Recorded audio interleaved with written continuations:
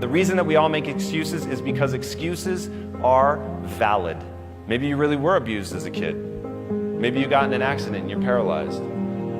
Those are real things. Maybe you really are broke. Maybe you grew up in the ghetto. Maybe you didn't have an education. Maybe you really are $100,000+ in debt. It's all real. And that's the problem with excuses, is they're very valid, but yet they don't serve you. So even though you have this incredibly valid thing, you have to find a way to get it out of your life.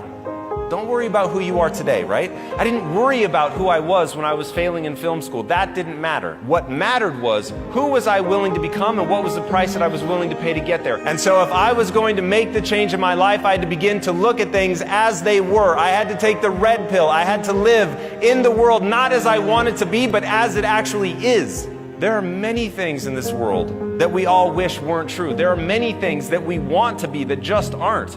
The game that you're playing is human psychology. There is no greater control than control over oneself.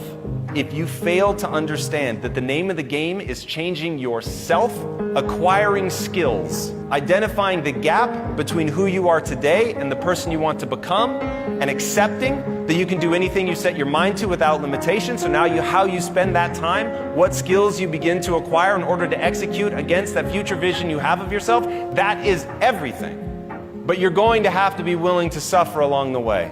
The truth about holding on to excuses is that we all do it.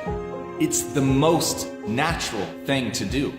We all have roadblocks in the way. We've all got forces that hold us back. Only one thing happens when we listen to our excuses. We become stuck with them. They literally become real. So don't ask yourself what's standing in your way. You already know that. Instead, ask yourself, how do I change to become the kind of person that's able to get past what's standing in my way? Because that is the only way to get past any obstacle that's in front of you. You don't chisel away at obstacles, and you really don't wait for them to quietly disappear. And you build yourself into a force that can push through anything that's standing in your way.